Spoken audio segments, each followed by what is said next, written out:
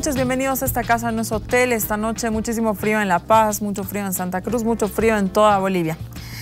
A ver, el tema del que vamos a hablar esta noche. El 3 de abril, jueces ciudadanos en los Estados Unidos encuentran responsable a Gonzalo Sánchez de Lozada y Carlos Sánchez Berzaín por la muerte de 8 ciudadanos salteños en lo que fue el Octubre Negro, aquel 2003.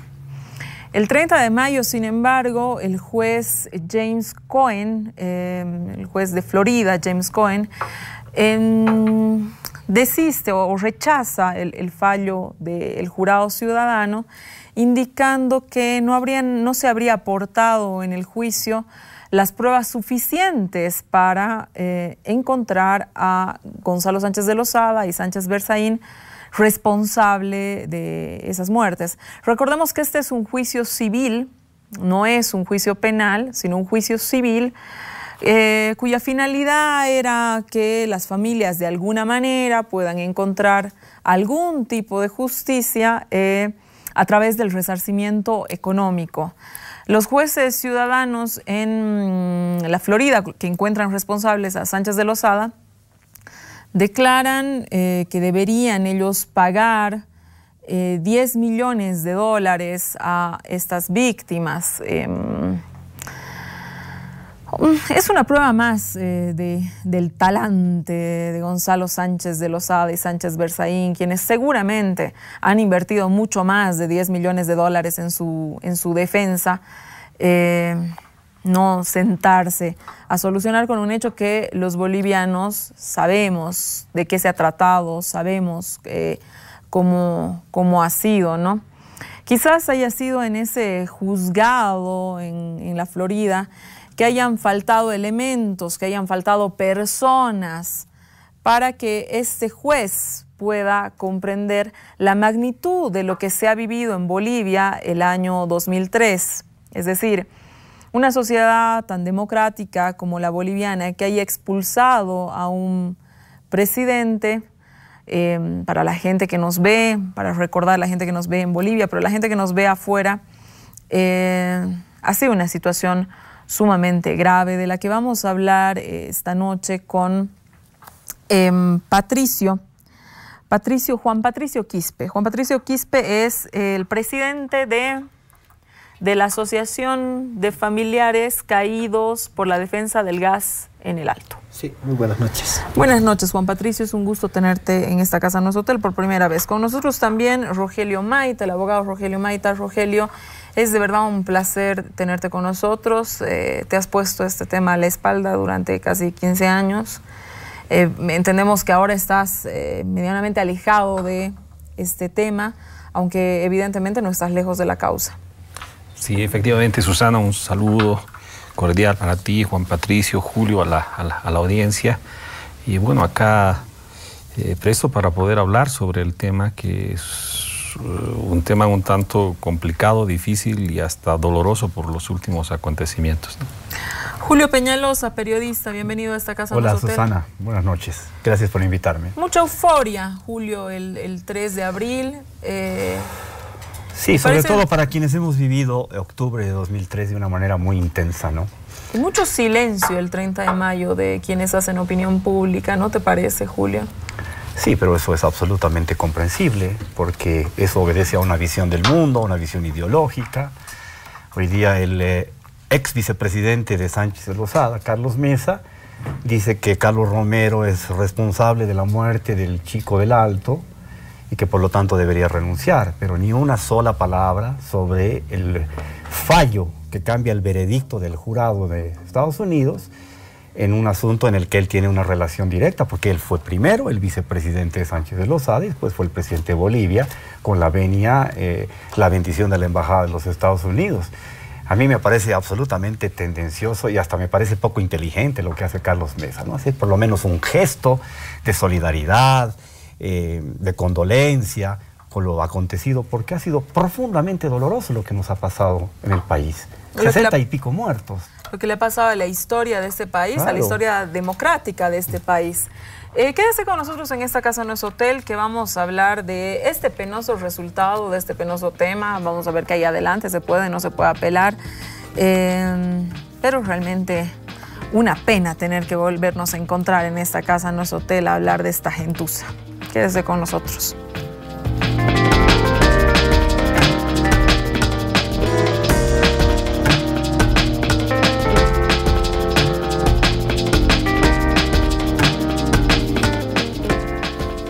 Volvemos a esta Casa No es Hotel, estamos hablando de el resultado del juicio a Gonzalo Sánchez de Lozada, que exculpa de responsabilidad a Sánchez Berzaín y a Sánchez de Lozada. Rogelio, después de estos 2 meses que han habido de euforia, digamos, ante lo que nosotros los bolivianos consideramos una primera victoria, ¿no? Porque era sencillamente sí entendíamos que debía pasar unos pasos más y nos habría incluso la esperanza de una extradición. Se escribió mucho, se habló mucho dentro de el mundo del periodismo. Pero según este juez James Cohen, no existen pruebas que determinan determinantes para responsabilizar a estos 2 personajes.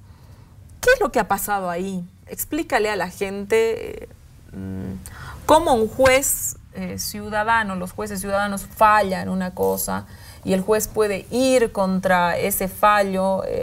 Desde el punto de vista jurídico, quisiera que nosotros que no tenemos el mismo sistema, quisiera que por favor le expliques a la gente qué ha pasado. Bueno, Susana, primero voy a hacer algunas apreciaciones y quiero puntualizar que las voy a hacer en estricto carácter personal. He dejado hace unas semanas atrás de representar a las víctimas y lo que diga, me hago cargo de lo que diga y que se tenga entendido para cualquier efecto que esas son mis apreciaciones, no de los abogados de las víctimas en este momento, ¿no? Básicamente estadounidenses. Bueno, pues hemos perdido porque estábamos jugando no solamente contra el equipo de Sánchez de Lozada y Sánchez Berzaín, sino además contra el árbitro. O sea, eso es lo que ha ocurrido, en resumidas cuentas. Y para que eso opere, o sea, el juez ha usado una prerrogativa que tienen allá los jueces en los Estados Unidos en los procesos con jurado. El jurado se pronuncia, se da un veredicto, y hay una posibilidad excepcional que el juez valore el veredicto que ha emitido el jurado en función de tecnicismos de orden legal, digámoslo así, y puede revertirlos o puede ratificarlos, ¿no? En la mayoría de los casos se respeta la decisión del jurado, su veredicto, porque es el pronunciamiento del pueblo de los Estados Unidos expresado en un colectivo de 6 o más jurados, ¿no? O 6 o más personas. Y lo que ha ocurrido es eso, el juez en este caso ha utilizado esa prerrogativa y ha dejado sin efecto, digamos, el veredicto y ha irresponsabilizado. Aquí caben varias puntualizaciones, ¿ya? Empecemos señalando que la sentencia en ese proceso no exculpa de la responsabilidad por la masacre en realidad, porque eran 8 casos. No se trata de más de 60 muertos, ni más de 400 heridos, ni nada. O sea, simplemente se trata de 8 casos. Jurídicamente, inclusive, podría plantearse no 1, sino 2, 3, 4, 5, 10 procesos más en los Estados Unidos, ¿ya? Por los otros casos, ¿ya? Probablemente con otros fundamentos, desde otra perspectiva. Pero volviendo al tema de tratar de comprender estos porqués y por qué de mi afirmación de que estábamos jugando contra el árbitro más. Eso lo he sostenido desde un principio en el desarrollo del proceso y aún después lo he compartido con Juan Patricio, con la gente de la asociación, porque el juez ha ido tomando decisiones que eran tendientes a generar un escenario más favorable para Sánchez de Lozada y Sánchez Berzaín y en determinado momento inclusive a inducir al jurado para que puedan exonerarlos de responsabilidad. Y eso ha sido desde el principio. Uno de los primeros elementos en toda conflagración es el control del tiempo, ¿ya? Y ocurre que, digamos, los últimos temas previos al juicio se han resuelto el 13 de febrero. De acuerdo a cómo se manejan estos procesos, se esperaba unos 2 meses de preparación, digamos, de ultimar detalles, ¿ya? Pero no ha sido así, nos ha arrastrado en un proceso en 2 semanas, ¿ya? Directamente. Si bien esa fecha estaba fijada desde el año pasado, nos ha llevado. ¿A quienes perjudicaba más esto? Obviamente a la parte demandante. Nos ha llevado a una ciudad en festejos, estaba en su famoso Spring Break, no había alojamientos, no había hoteles, era una complicación logística. O sea, a ver, para puntos claros para que la gente nos entienda, porque tú sabes que el léxico jurídico tiende a ser un poco complejo. Habían tiempos procesales, los tiempos procesales, digamos que el jurado los había adelantado, además marca un juicio en un momento donde había festivales y toda esa cuestión, sí, donde era sumamente complejo, sí, llevar. Claro. El juez toma esa decisión.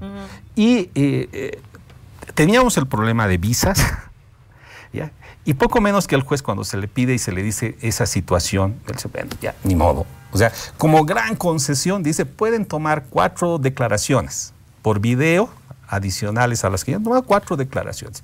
Y los abogados de Sánchez de Lozada dicen, no, pero no vamos a ir a Bolivia, que tememos por nuestra vida, cuando ya habían estado en Bolivia.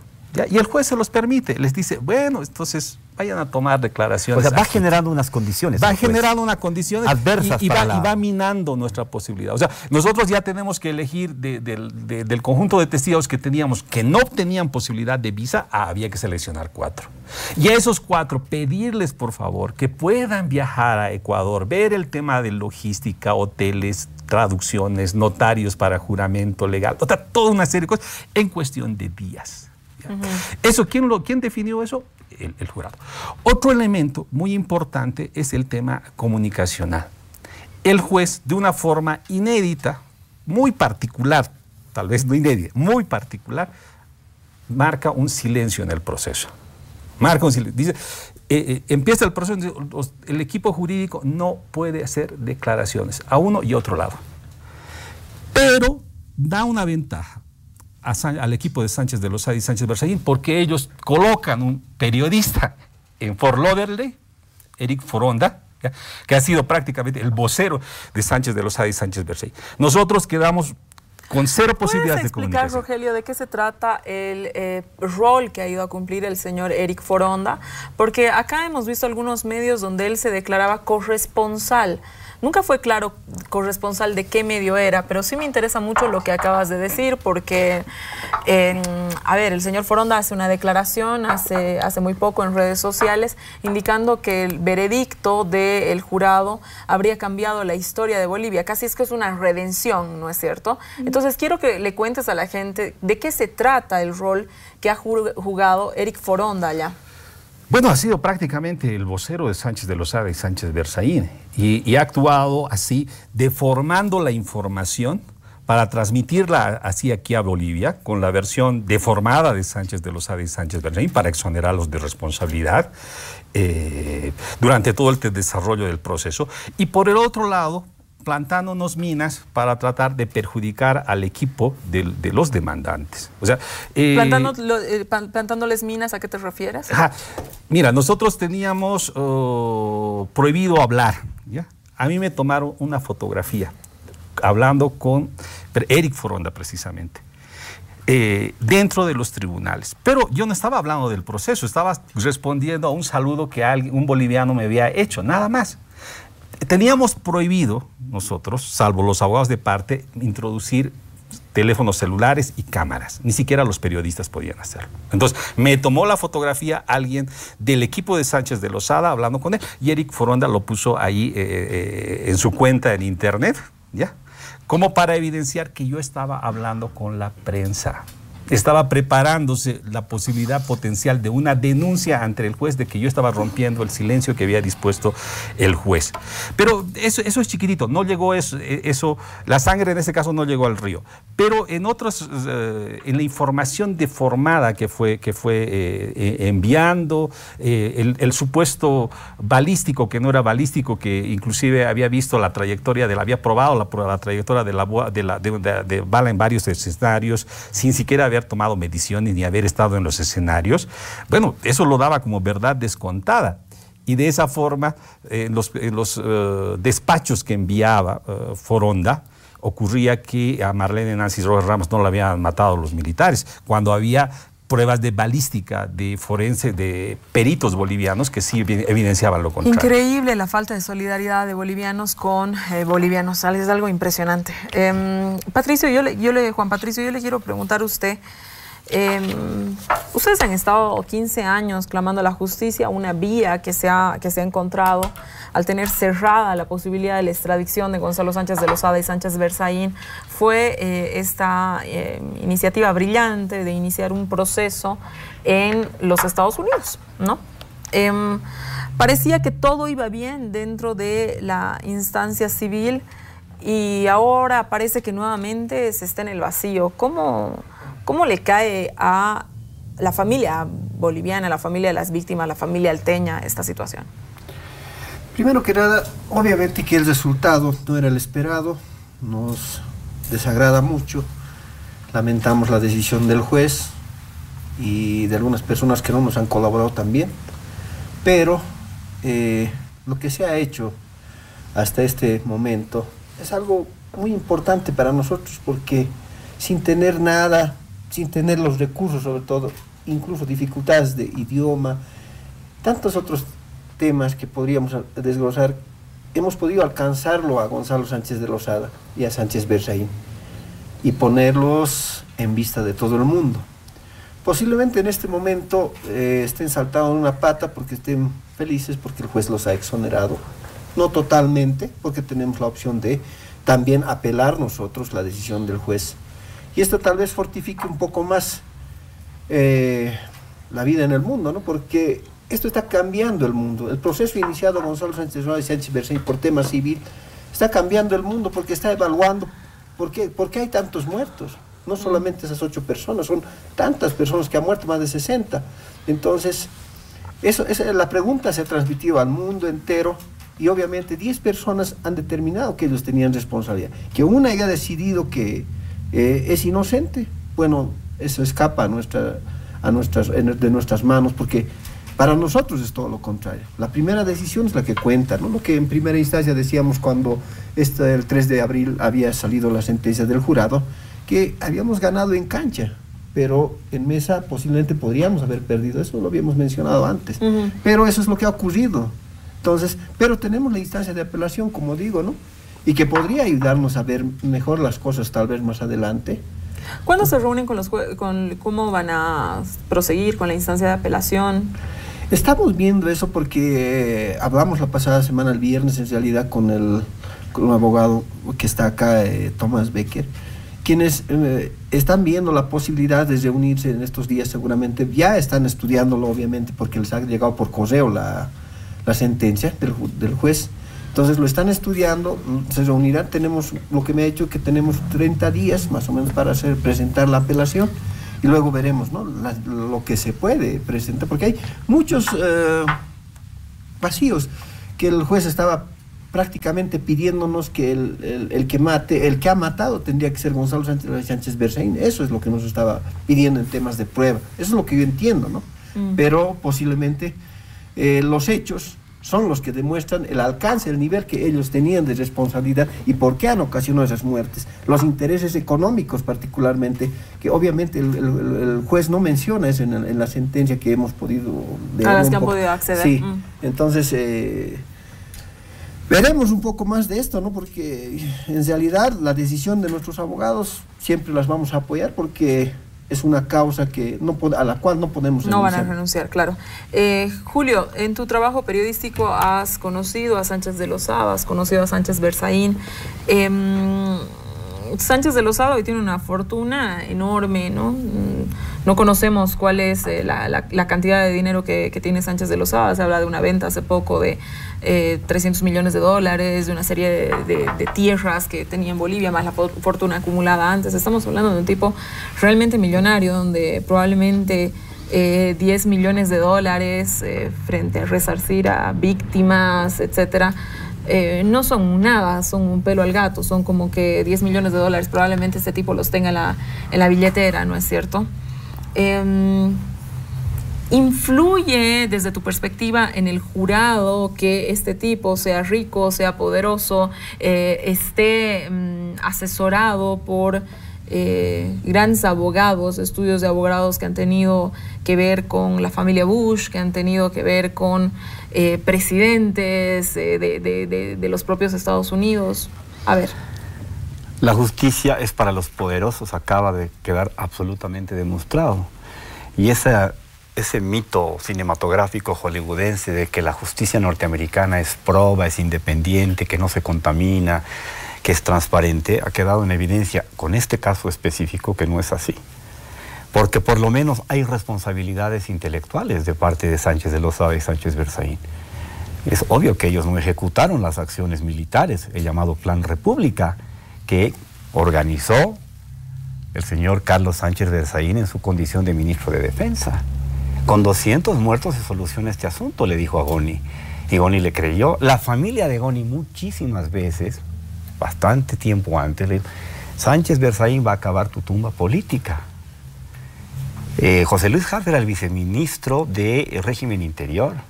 La policía no tiene responsabilidades. ¿Tiene algún cargo José Luis Hart? No, creo que no lo tiene. Creo que esto ha sido una acción estrictamente militar. Y hay una responsabilidad político-institucional que viene del poder, encabezado por Sánchez de Lozada y secundado por Sánchez Berzaín, y los militares que fueron los operadores de ese plan. Porque lo que querían era sofocar una conspiración de un puñado de valientes que estaba defendiendo los intereses del país, sus recursos naturales, porque lo que no se quería era vender el gas a los Estados Unidos. ¿No es cierto? Hablan de un golpe de Estado. Claramente los bolivianos sabemos que no ha sido un golpe de Estado. ¿O se puede catalogar lo que ha sucedido en un golpe de Estado? Pero para nada. Lo que pasa es que ellos tienen una concepción del poder y una concepción de la democracia en la que la participación popular era nada más que un membrete de unas políticas públicas encabezadas por Carlos Hugo Molina, pero los hechos reales, esa participación popular nunca se produjo durante lo que fue la noche neoliberal.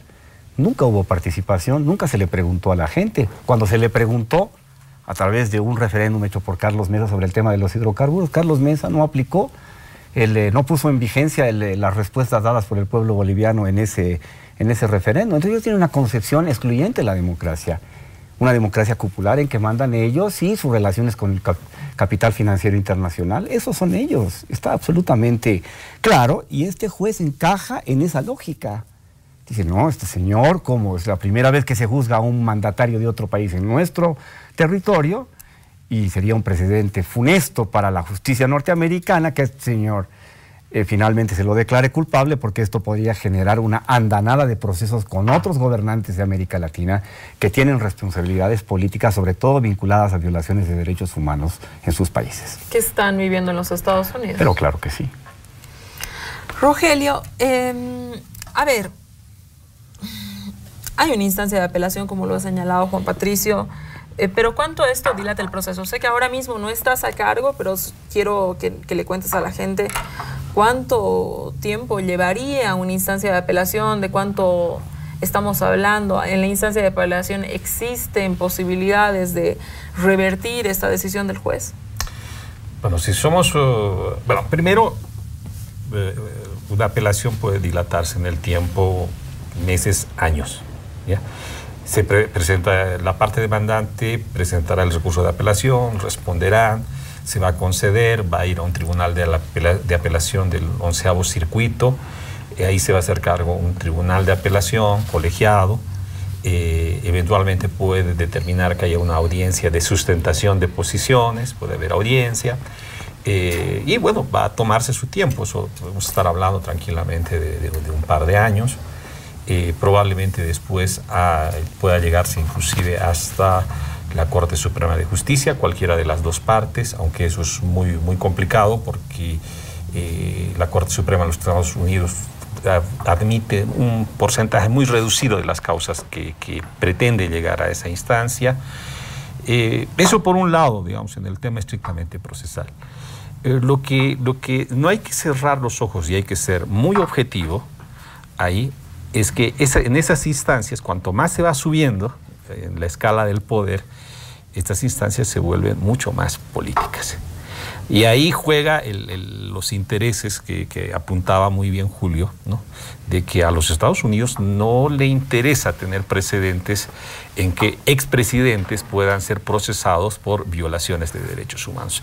Hay varios presidentes latinoamericanos que han estado muy vinculados a los intereses de los Estados Unidos, que tienen como un pie precisamente en los Estados Unidos. Podemos hablar de expresidentes colombianos. Uribe, sobre todo Uribe en Colombia. Para decirlo más, con claro, nombre y apellido. Claro. Uribe Está ya, pues, prácticamente casi con los dos pies, digamos, ¿no?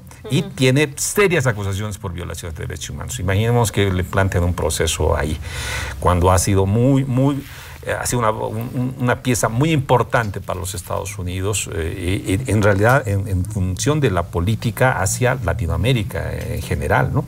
Entonces, hay que ser muy objetivos en eso y probablemente los abogados ahora tengan que tener en consideración esa variable. Probablemente ese ha sido uno de los aspectos en que siempre diferimos con el equipo de abogados. Nuestra visión y nuestra perspectiva era de que este proceso tiene un cariz jurídico, un contenido jurídico, pero tiene muchas más aristas, ¿no? Como el tema político claro, específico, que había que cuidarlo y hay que cuidar mucho, y el tema también comunicacional. Es impresionante cómo nos han silenciado en ese proceso, mientras los otros tenían un vocero disque independiente, pero que en el fondo era vocero nomás de Sánchez de Lozada y Sánchez Berzaín, ¿no? Un complemento, Susana, importante en el caso de Eric Foronda. Eric Foronda, más o menos han sido 2 décadas que ha formado parte del equipo de comunicación de la Embajada de los Estados Unidos en Bolivia. Era el Public Relations de la Embajada y del embajador. Ha trabajado estrechamente en el último tiempo con el señor Brennan, que ha estado operando activamente en la ciudad del Alto en el último año. Y aparece de la noche a la mañana como portavoz de Sánchez Berzaín y Sánchez de Lozada. ¿Qué relación tiene que haber entre la Embajada americana y ese juzgado de la Florida? Hay pues una relación claramente vinculada a una concepción de la política y del manejo del poder. Eso está clarísimo. Pero lo más triste es que se trate de una persona que ha vivido en Bolivia, ¿no? Sabe que hay 67 familias que merecen mínimamente un resarcimiento. Lamentablemente estas personas, Sánchez de Lozada, Sánchez Berzaín, no pueden venir a Bolivia porque hay... no se los puede extraditar, hay una decisión política de parte de los Estados Unidos de no permitir esa extradición. Si pudieran venir a Bolivia, aquí se los juzgara. Al ser juzgados en los Estados Unidos es un juicio civil, es decir, no iban a ir a dar a la cárcel. Lo mínimo que uno dice, ¿no es cierto?, ten la decencia de cooperar con estas familias. A ver, Patricio, se han leído los alegatos, han habido testigos, han participado decenas de personajes, como lo apuntaba Rogelio, han ido exministros, han ido periodistas, ha ido el exalcalde, ¿no es cierto? Y ha habido una polémica alrededor de la invitación que se le ha hecho al expresidente Carlos Mesa como testigo. Él no pudo, o tal vez, mejor dicho, no consideró que era oportuno asistir, ¿no? ¿Cree que la voz del exmandatario Mesa hubiera sido crucial en este proceso? Al haber, él fue vicepresidente de Gonzalo Sánchez de Lozada. ¿Qué cree que hubiera pasado? ¿Hubiera sido importante su presencia para poder responsabilizar a Gonzalo Sánchez de Lozada? Por supuesto que sí, porque bien, siendo el segundo hombre en el país en su gobierno, vicepresidente, luego presidente, obviamente que tiene toda la información y particularmente la declaración de él tenía un peso muy grande. Era un personaje muy importante que nos hubiera ayudado tal vez a revertir esto, pero no quiso hacerlo. Ni siquiera nos respondió ¿Por qué no quiso hacerlo? Él mandó notas, revistas, su libro que escribió, considerando que eso era prueba. En ese momento, en el juicio, eso no iban a leer, el jurado no iba a leer ese tipo los de mandó a leer, ¿no? Sí, claro, no iban a leer eso, no se ha leído eso en las audiencias. Pero yo creo que ha sido un cálculo político de Carlos de Mesa, porque tal vez, por eso decíamos esa vez que él tiene algo de temor, son cálculos políticos de poder en algún momento, como se escucha ahora, ¿no?, que quieren que sea candidato, pero eso no es así. Supongo que eso está siendo manipulado de alguna forma por el mismo gobierno de Estados Unidos. Yo pienso que es por ganarse amistades en Estados Unidos, él no va a declarar, y particularmente también por tal vez podría salir algo a la luz que nosotros no conocemos, que tal vez nunca conozcamos, pero que sí hubo algo que era que su particularidad, que tenía que estar ahí, tenía que estar. Susana, creo que Juan Patricio se queda corto en el relato, y creo que hay que expresarlo al pueblo de Bolivia, ¿no? A Carlos de Mesa se le pidió por favor que sea testigo, se le mandó notas escritas.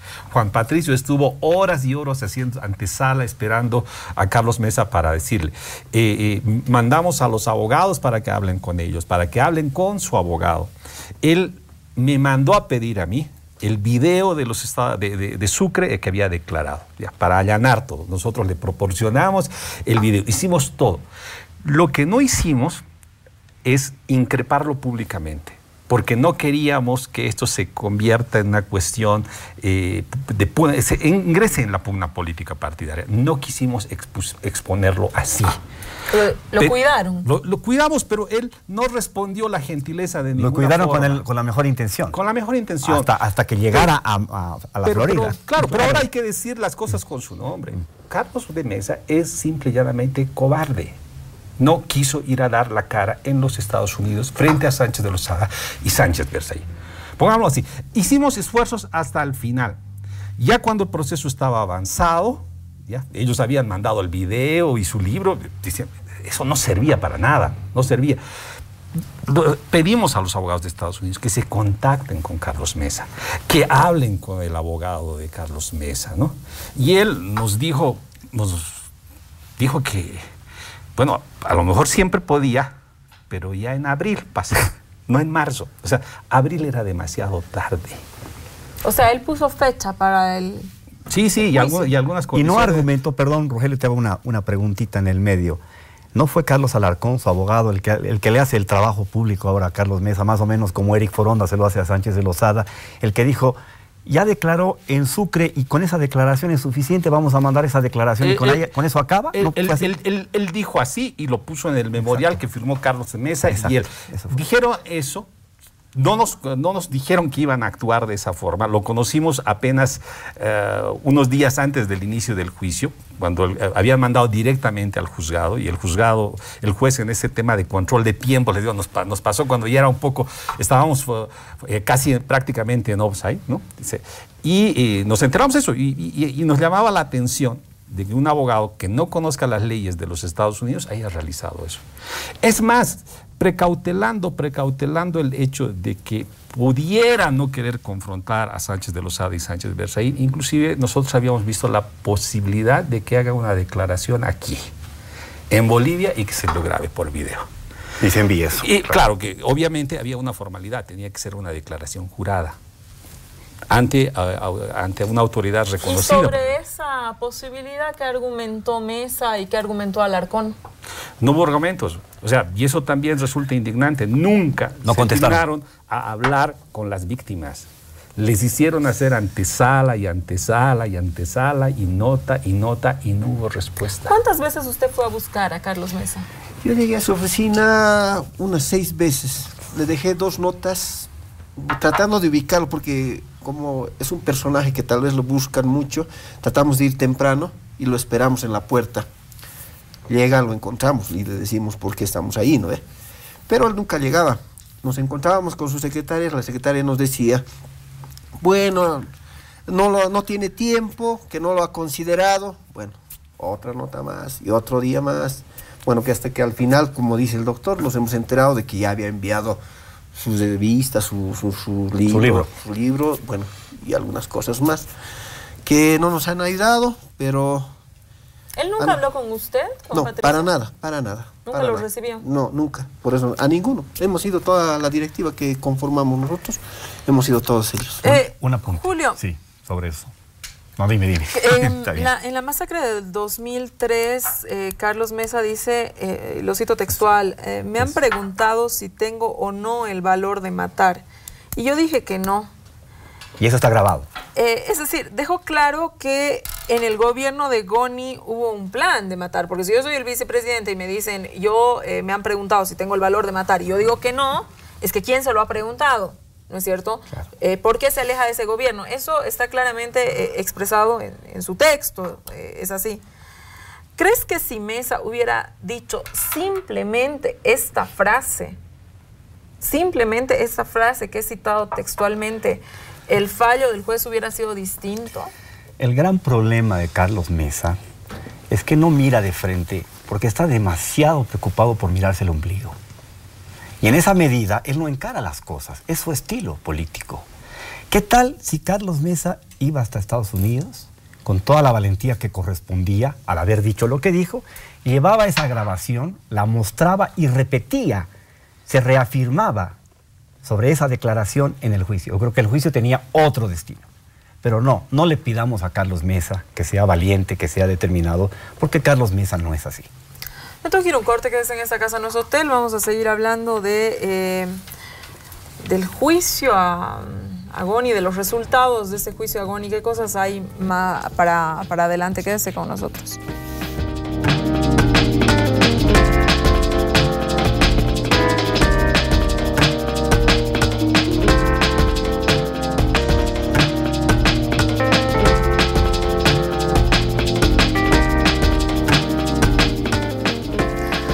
Volvemos hasta casa, nuestro hotel. Rogelio, vamos contigo. Por lo que leímos, por la información que hemos obtenido del juicio, la defensa de Gonzalo de Sánchez de Lozada fue muy hábil y deslegitimó a los testigos que ustedes habrían llevado, los invalidó. Se acogió a testimonios que de alguna manera para nosotros eran desapercibidos, no son temas de peso. Por ejemplo, recurrió a una publicación que hubiera hecho Felipe Quispe, donde dice que él y sus militantes habrían iniciado una guerra contra el Estado del año 2003 y producto de eso murió mucha gente. Exhibicionismos del tipo que Felipe Quispe, ¿cómo influyeron en el proceso? Bueno, Susana, ese tipo de noticias es como se deforma la verdad, ¿no? Porque así como esos comentarios, también apareció Sánchez Berzaín diciendo que en el juicio se había probado que había una conjura castrochavista, plata de las FARC aquí en Bolivia. Esas cosas no se trataron en el juicio. Esas cosas no se introdujeron, esas pruebas no se introdujeron en juicio.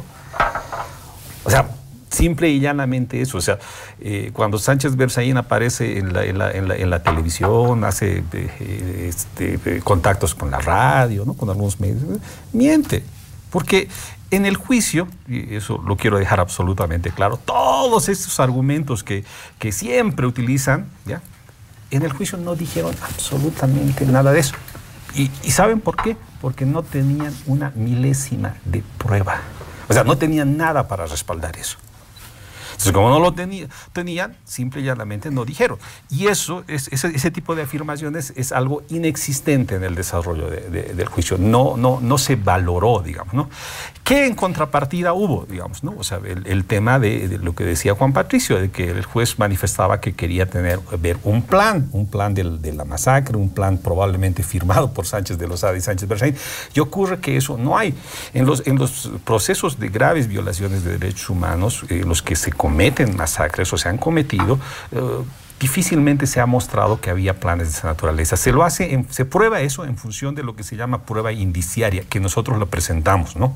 O sea, presentamos la declaración como de Víctor Hugo Canelas, que dijo que en determinado momento su análisis de ellos interno en el MDR, en la cúpula, en cierto círculo de poder, era que iban a tener que provocar la muerte, la represión militar y la muerte para vencer a la protesta social. De ahí nuevamente la importancia de que alguien dentro del gabinete, alguien cercano, alguien como el vicepresidente, por ejemplo, haga una declaración. Es decir, el resto de las declaraciones no servían. Eran importantes y todas había que verlas concatenadas, porque además teníamos notas que ordenaban la movilización militar firmadas por Sánchez de Lozada como capitán general. Pero obviamente estas notas nunca dicen, pues, y no solamente pasa en este caso, sino en multitud de casos en el mundo, no dicen vayan a matar, utilizan eufemismos como use la fuerza necesaria, ¿no? Ese tipo de cosas. Así pasaba inclusive en el tema del genocidio provocado en la Alemania nazi. Ni siquiera ahí había órdenes expresas de matar, había simplemente órdenes genéricas, ¿no? Y en este caso teníamos esas órdenes. Pero sí, adicional a esa prueba, sin lugar a dudas que el testimonio de Carlos Mesa habría sido fundamental, habría apoyado mucho, aunque yo aún inclusive así tengo mis serias dudas, porque estábamos frente a un juez que no quería escuchar, a un juez que no quería ver la versión, ¿ya? De los demandantes. Ahora, es otra falsedad que dice que los abogados de Sánchez de Lozada han hecho trizas a los testigos de la parte demandante. Eso es falso. Eso es falso absolutamente, digamos, ¿no? Lo que ha ocurrido es que como no podían ir contra la potencia de su declaración, han tratado de cercenarla.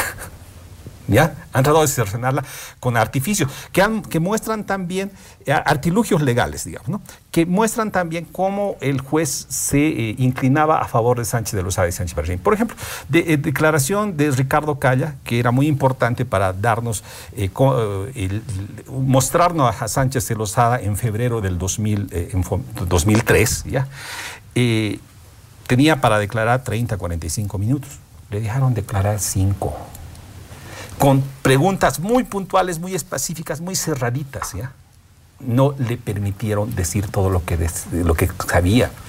A Juan del Granado trataron de hacerlo así, en cierta medida, sí pudieron recortar su declaración. ¿La defensa de Sánchez de Lozada presentó testigos? Presentaron algunos testigos. ¿Quiénes eran? María Paula Muñoz, que es su secretaria privada, estuvo también Siles, el que es ahora dirigente del MNR. El jefe del cadáver insepulto. Exactamente. estuvo él, estuvo Berinduague, que fue su ministro de hidrocarburos. Con Boni, que estaban en los Estados Unidos y fueron a declarar. Pero no dijeron nada, al fin de cuentas, para exonerarlo.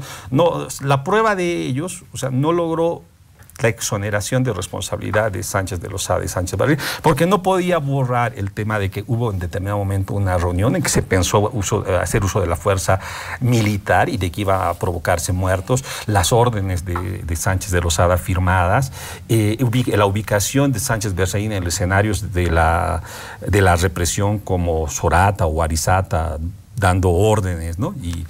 y exacerbando a la gente. Bueno, eso no se pudo borrar.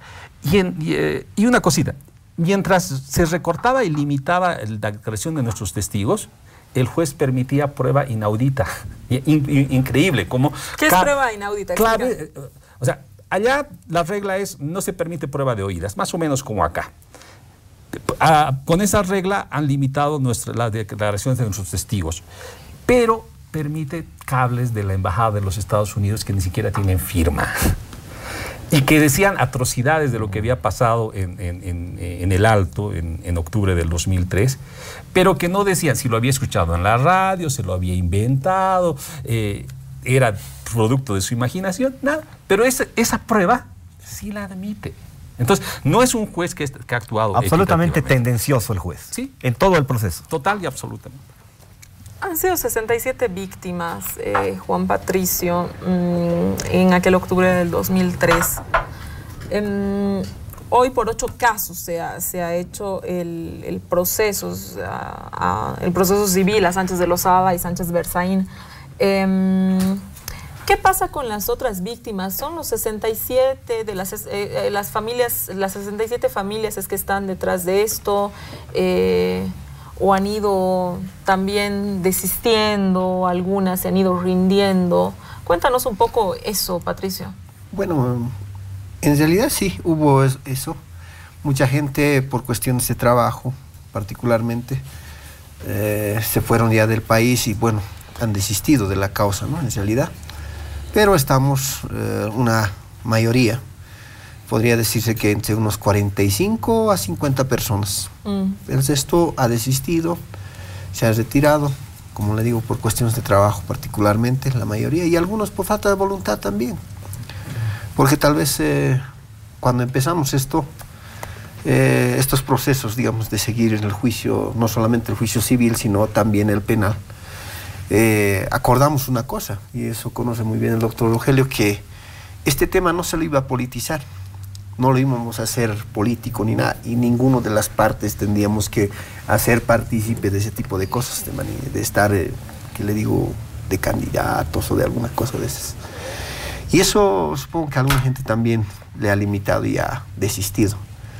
Por ese tema hemos quedado así, pero estamos y vamos a continuar hasta el final, como lo hemos manifestado, como lo hemos hecho siempre. Nos hubiera gustado que la mayoría de la gente pueda también, no solamente 8 hubieran ido, pero la cuestión económica, la cuestión más que todo económica y el idioma, las visas y de llevar mucha gente allá tal vez era un poco muy difícil, porque el apoyo que nosotros recibimos también es limitado, ¿no? Entonces, ese tipo de cosas no nos ha permitido que todos estemos ahí también. Eso es una cosa que quiero que se le explique a la gente, Rogelio, tú mejor que nadie. Fueron 8 las personas, por 8 muertos es que se está haciendo este juicio, se hizo este juicio civil, pero los muertos han sido 67, es decir, quedan 59, digamos, víctimas. ¿No te parece? 2 cosas, digamos, ¿por qué se hizo esta división? Y lo segundo, al hacer esta división, Rogelio, ¿no es un triunfo para Gonzalo Sánchez de Lozada solamente ser enjuiciado por 8 víctimas cuando los muertos fueron 67? Y eso, estamos hablando solamente de muertos que han habido en octubre. Aquí quiero recordar que han habido 8 muertos también en febrero, ¿no? En el febrero negro. Que de esos muertos nadie habla y bueno, podemos tratar en otro momento y el tema no es ese. Pero cuéntanos, haznos una explicación. Bueno, se ha tenido que decidir en determinado momento qué tipo de acción se iba a realizar y qué magnitud iba a tener. Y se ha optado por llevar 8 casos emblemáticos. Era imposible llevar un conjunto de 60 demandantes, era muy complejo. Y bueno, se optó por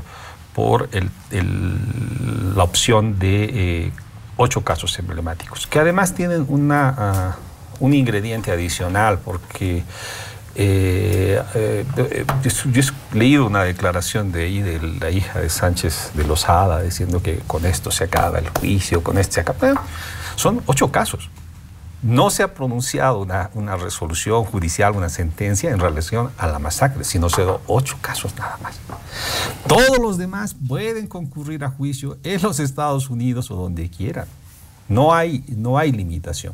Podíamos haberlo hecho por una acción de clase, que le llaman así en los Estados Unidos, que hubiese comprometido absolutamente a todos, pero no ha sucedido así. Y en este momento ellos pueden decir que pese a lo que ha dicho el veredicto del jurado, ellos han sido encontrados no responsables por el juez, digamos, por tecnicismos de orden legal, en relación a la muerte de 8 personas en septiembre y octubre de 2003. Pero no han sido liberados de la masacre, ni mucho menos. Eso está ahí todavía. Hay muchos casos que se pueden abrir en la justicia de los Estados Unidos, en otro escenario y demás, y estoy seguro, para preocupación de Sánchez de Lozada y Sánchez Berzaín, que se van a buscar esos caminos. Juan Patricio, nos conocemos mucho tiempo atrás, entonces siempre hemos encontrado caminos y alternativas en situaciones complicadas y difíciles. Esta no es la única vez que se está enfrentando a una situación así difícil, dura, adversa, ¿no? Hay que ver, hay juicio para rato. Siempre Sánchez de Lozada y Sánchez Berzaín dicen, no, el gobierno nos está persiguiendo. Es otra de sus mentiras, ¿no? Quienes los han estado persiguiendo durante todos esos 15 años es Juan Patricio, la Asociación de Víctimas, de los centenares de víctimas. Ellos los han estado persiguiendo y van a seguir persiguiéndolos. Hay varias alternativas legales que ahorita no las puedo decir, porque claro, guerra avisada no mata moros, ¿no? O sea, entonces, solamente para adelantar, sabemos que este programa, yo estoy seguro que lo deben estar viendo ahí Sánchez de Lozada, Sánchez Berzaín y demás. No canten victoria, no se sientan seguros. O sea, esto no ha terminado, ni mucho menos. Julio, ha habido una sensación de triunfalismo del 3 de abril hasta el 30 de mayo, de todos los bolivianos, de los opinadores, ¿no? De quienes creíamos que podía haber una ventana de justicia para estas 67 familias. El 30 de mayo existe aparentemente un silencio, ¿no? Y pareciera que el tiempo cambia las perspectivas. En el 2003, Carlos Sánchez Berzaín huye con Goni y en ese momento las cosas parecían sumamente claras. Estábamos hablando en el 2003 de masacradores, ¿no? Masacre del 2003, y los masacradores tenían responsables, y la masacre tenía responsables, que eran estos dos señores, ¿no? Pero hoy en las redes sociales resulta que Carlos Sánchez Berzaín aparece como analista, se le consulta su opinión, se le consulta por la salud de la democracia, su opinión parece tener cierto tipo de validez en ciertos sectores, cierto tipo de validez en ciertos espacios de comunicación donde se le llama, se le pregunta si va a volver cuando Evo se vaya, ¿no? Como si se tratara de un analista cualquiera, como si se tratara de una persona que libremente se ha ido a los Estados Unidos, expulsado por Evo Morales, Ayma, ¿no? Cuando acá tenemos un presidente de una liga de víctimas que, como señala Rogelio, no quiere descansar hasta tener justicia, pero pareciera que en 14 años, que 14 ya van a ser 15 años mejor dicho, que han pasado, la memoria que hubiera extinguido el recuerdo de lo que ha sucedido. El veredicto del jurado tiene una carga simbólica muy grande, y en nuestra cultura política los hechos simbólicos marcan, dejan huella. Y yo creo que en esa medida las bolivianas y los bolivianos tenemos que sentirnos triunfadores. Se impuso una visión de justicia. Como bien dijo Rogelio en determinado momento, lo que estamos ganando en cancha, esto lo quieren ganar en mesa. Sí, lo han ganado en mesa, está bien, es una instancia todavía, no ha terminado el juicio. Y Sánchez de Lozada, el 1 de julio, va a cumplir 82 años, con la pena y con la condena de no poder volver nunca más a su país. Sánchez Berzaín tampoco. Porque además Sánchez Berzaín es muy funcional y muy útil a los intereses de quienes piensan como él. Siempre tienes a Doria Medina, que se descarga en Sánchez Berzaín, o Tuto Quiroga, cuando en realidad piensan más o menos lo mismo. No hay que olvidar que el señor... uno de los hermanos Paredes y el señor Navarro eran parte del gabinete de Gonzalo Sánchez de Lozada, y ahora se hacen los tontitos como si no hubieran participado del acuerdo político entre Sánchez de Lozada y Jaime Paz Zamora.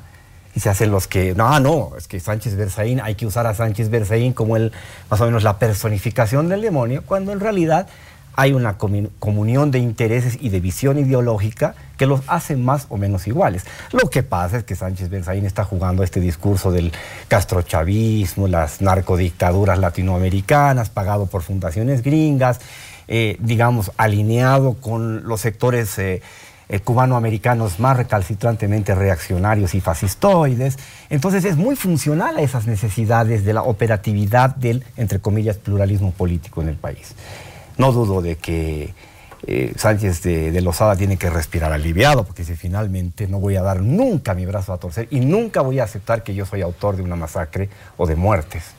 Pero ese veredicto yo creo que no lo va a borrar nadie en la historia. Absolutamente nadie. Porque ¿de quiénes se trataba? El veredicto de los jueces ciudadanos. Exactamente, que se supone que los jueces ciudadanos en la cultura jurídica norteamericana son ciudadanos de bien, ciudadanos reconocidos, con reputación, con prestigio de reconocimiento ciudadano, y por lo tanto son nombrados jurados en función de méritos como ciudadanos de bien, ¿no es cierto? ¿Qué opinas? Patricio, ¿qué sientes tú como en calidad de una persona que perdió un familiar en el octubre negro, en el octubre del 2003? ¿Qué siente, qué piensa usted cuando aparece Carlos Sánchez Berzaín dando lecciones de democracia, ¿no? Dictando cómo se debería conducir el país, siendo validado como un opinador, como un analista, como un político, parte como de un sistema, y no como en Bolivia se ha determinado? Es decir, en Bolivia hay un juicio abierto de genocidio contra él, pero parece que las aguas como se hubieran calmado, se le da otra categoría. ¿Qué siente usted cuando en las redes sociales y en los medios tiene tanta cabida y su voz se escucha? Bueno, para mí, como la mayoría de la población, es indignante verlo así, ¿no?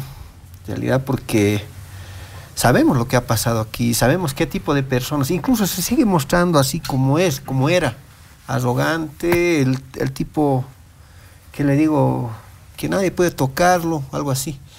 Pero que lo consideren ya un analista, yo pienso que ya no cae eso, porque el jurado que determinó su culpabilidad, esa parte ya le ha bajado. Yo creo que no se le considera de esa forma ya. Yo lo veo, me indigna y digo, qué tipo más descarado, ¿no? Es decir, ¿cómo pueden seguir pensando que son inocentes o que no han hecho nada y que puedan solucionar los problemas de un país o tratar de opinar de la situación que viva nuestro país particularmente? Usted que es víctima del octubre del 2003, cuando saca un comunicado Gonzalo Sánchez de Lozada el día de hoy, la gente lo puede encontrar, pique Google y puede ver el comunicado que ha hecho Sánchez de Lozada, el expresidente Sánchez de Lozada, donde indica que el veredicto de este juez de James Cohen, marcaría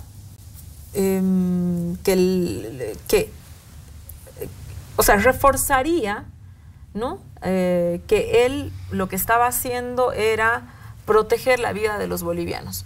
Cuando usted lee que Sánchez de Lozada indica que en el octubre del 2003 ha protegido la vida de los bolivianos, ¿qué piensa?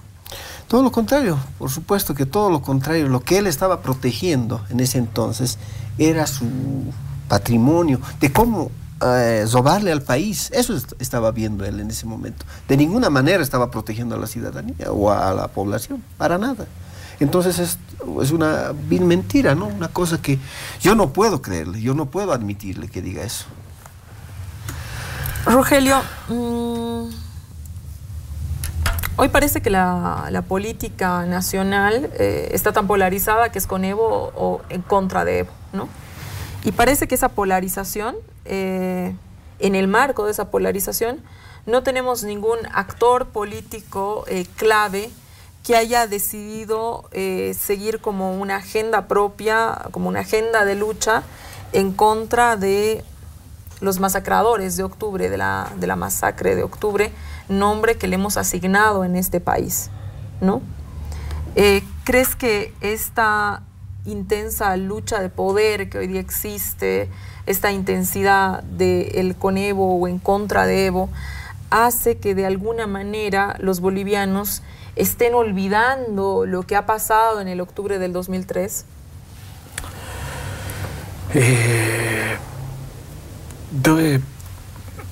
Creo que es muy complicado el escenario, pero creo que las voces que se han oído el 3 de abril y las otras que después se han podido escuchar mucho menos la semana pasada, nos muestran que no se ha olvidado de septiembre y octubre de 2003. Y cuando Juan Patricio hacía el recuento de más allá de esa sentencia del juez, de los logros que se habían alcanzado, y uno de los objetivos estratégicos que nos habíamos fijado, que nos habíamos determinado, era que no hay olvido. Que no hay olvido. Y eso a través de juicio acá en Bolivia, juicio de responsabilidad, sentencia del 2011, juicio en los Estados Unidos, este viaje, esta lucha intransigente, nos ha permitido que hoy día estemos en este programa. Y estemos hablando de la masacre de septiembre y octubre de 2003, criticando, cuestionando, analizando. Y septiembre y octubre de 2003, la masacre está presente aquí. Y es algo que no se ha olvidado. Y eso creo que lo valoramos enormemente porque ha sido muy complejo poderlo mantener vivo el proceso, ¿no? A comparación de lo que ocurrió en el caso de febrero u otras masacres del pasado, ¿no? Esto está aquí, 15 años después todavía se habla, todavía es una herida que no cierra. Y es algo que en lo que reflexionan, ¿no? En su actuar, yo estoy seguro, gobernantes, instancias inclusive policiales o militares, ¿no? O sea, porque lo tienen presente ahí.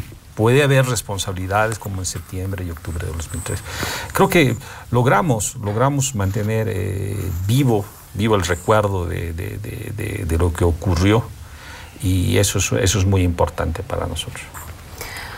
Julio, una de las cosas que, a ver, tú que eres periodista, una de las cosas que de la imagen pareciera, ¿no?, que se intentó mostrar de Goni. Goni lo vemos después de muchísimos años, los bolivianos lo vemos con un traje grande, ¿no? Con un traje grande, con la idea de proyectar a un hombre cansado, a un hombre viejo, ¿no?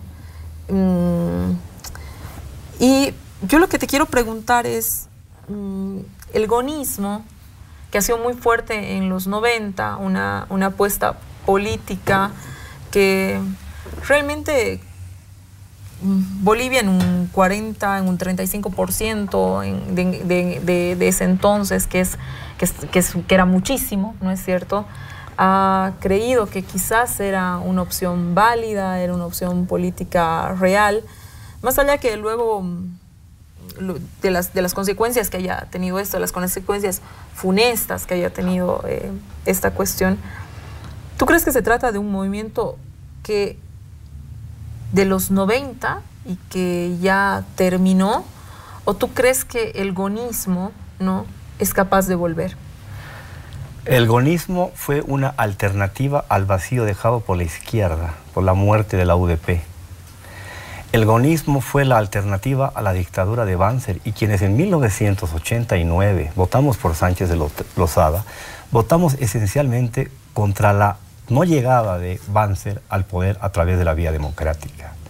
Después nos dimos cuenta que en realidad eran socios. El Pacto por la Democracia reeditaba la relación Paz Estenssoro-Banzer que se había producido en el golpe del 71. Y Sánchez de Lozada ya se perfilaba como el gran sucesor de Paz Estenssoro.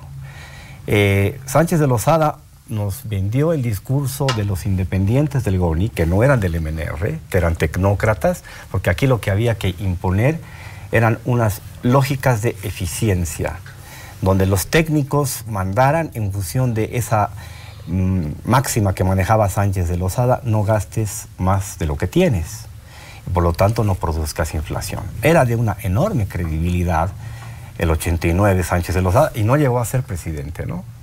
El triple empate del que un invento retórico de Oscar permite que Sánchez de Lozada no sea presidente.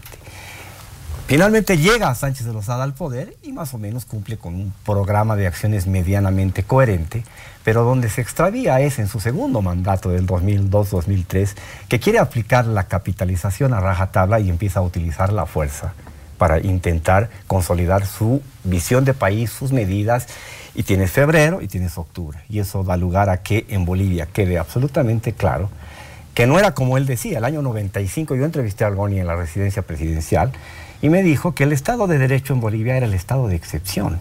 Imagínate esa visión de Estado de democracia que tenía Sánchez de Lozada. Para él era prácticamente sinónimos. El Estado de Derecho es el Estado de excepción. Y lo dijo en el tono irónico, ¿no? De tipo muy divertido y muy simpático con ese su pésimo castellano, y creía que estaba diciendo una frase memorable. Ciertamente esa frase hoy día lo condena, porque puso en evidencia después en el Octubre Negro que ciertamente el Estado de Derecho para él era el Estado de excepción y no había problema, había que pasar por encima a quien correspondiera en función de su lógica de poder, hubieran muerto 60, 70, etcétera, etcétera. Yo creo que el gonismo está muerto, está liquidado absolutamente. No pasa como en la Argentina de Macri, que Macri es una especie de, digamos, segundo tiempo de lo que fue el menemismo.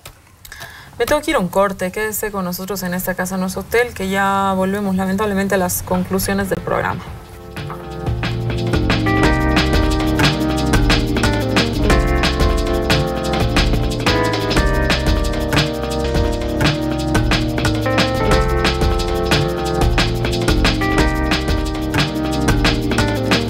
Volvemos a esta casa, nuestro hotel, y estamos en la recta final de nuestro programa, lamentablemente. Nos ha llamado el señor Mauricio Balcázar, yerno de Gonzalo Sánchez de Lozada, que también ha ejercido de vocero. Lamentablemente hemos intentado devolverle la llamada para conocer qué era lo que quería apuntar dentro del programa, y no hemos podido desde esta casa, nuestro hotel, hacer ingresar la llamada a el señor Balcázar. Le acabo de mandar un WhatsApp, a ver si logramos que hasta antes de que acabe el programa se responda. Yo, lamentablemente, con los tiempos muy cortos, muy venidos, quiero expresarle desde esa casa, nuestro hotel, a los familiares, a través suyo, toda nuestra solidaridad, reconocerles la incansable lucha que están teniendo en búsqueda de justicia. Son 67 personas muertas bajo órdenes del Estado, ¿no? En manos de fuerzas represoras estatales, ¿no? Y lamentamos mucho que 15 años después tengan que seguir en este camino, Juan Patricio. Para hacer una conclusión muy chiquitito para despedirse. Bueno, en realidad sabíamos que esto no iba a terminar hoy tampoco, ¿no? Sabíamos que esto iba a ser de apelación en apelación, tal como se ha manifestado.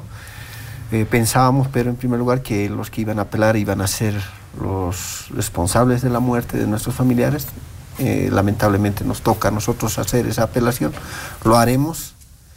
Y bueno, con eso yo pienso que continuaremos en la lucha hasta llegar al objetivo final. Y decir también que solamente la mirada de todo nuestro pueblo podrá vigilar a nuestras autoridades para que estas cosas no vuelvan a pasar, porque 15 años no es poco, es mucho, y tendremos que seguir los años que sean necesarios. Gracias. Muchas gracias. Julio, para despedirnos. Los periodistas tenemos una obligación de comprometernos con la defensa intransigente de los derechos humanos. Yo estoy empeñado en una investigación de largo aliento sobre la historia de la represión política en Bolivia, desde la Revolución del 52. Creo que si tiene que haber alguna cosa en la que coincidamos todos los periodistas y las periodistas en Bolivia, tengamos el color político que tengamos, es que debemos defender intransigentemente los derechos humanos y reconocer que si tenemos la democracia que tenemos, es precisamente porque esa gente valerosa del Alto ha permitido que eso suceda. Muchas gracias. Rogelio. Bueno, dos apuntes. Un mensaje a los abogados que ahora representan esta causa boliviana, que no bajen los brazos, pero que no olviden también que esta conflagración, al margen de ser jurídica, tiene aristas de contenido político y otros más, y deben considerarlos, deben ver claramente el tipo de adversario que se tiene. Sánchez de Lozada, con influencia política, amigo del nieto de Rockefeller, con un montón de conexiones entre republicanos y demócratas también. Un Sánchez Berzaín que tiene mucho como ese cariz de vocero o uno de esos operadores de la CIA, ¿no? O sea, me deja mucha esa sensación, también muy vinculado ahí, ¿no? Hay que tener cuidado con eso. Y lo otro, para finalizar, yo lo tengo absolutamente claro. El pueblo de los Estados Unidos se ha manifestado acá, ha encontrado a Sánchez de Lozada y Sánchez Berzaín como responsables de la masacre. Y el poder en este momento está luchando para tratar de exonerarlos de responsabilidad. Te agradezco mucho, Rogelio, te agradezco mucho, Julio, muchas gracias, Juan Patricio. Lamento que este contacto con Mauricio Balcázar no pudo realizarse. De todas maneras, a toda la gente que nos ha acompañado esta noche, lamentamos estos resultados. Gonzalo Sánchez de Lozada sigue en el banquillo de acusados, Carlos Sánchez Berzaín sigue en el banquillo de acusados y hay una justicia en lo que aún la responsabilidad está pendiente, ¿no? Ahora tienen abierto el proceso en los Estados Unidos de Norteamérica, pero hay un proceso pendiente en Bolivia. Y si Sánchez de Lozada cree que lo que ha hecho ha sido defender los intereses y la vida de los bolivianos, quizás lo oportuno sería que el señor Sánchez de Lozada venga y enfrente el juicio que hoy día mismo está abierto hace muchísimos años atrás por genocidio en Bolivia. Lo mismo podría hacer Carlos Sánchez Berzaín y quizás las lecciones de democracia y de cómo administrar un país nos las podría dar de cerca, afrontando la justicia, el juicio que tiene pendiente en Bolivia. Gracias por habernos acompañado esta noche en esta Casa de Nuestro Hotel, conmigo hasta el siguiente domingo y quédese con Deporte Total. Muy buenas noches.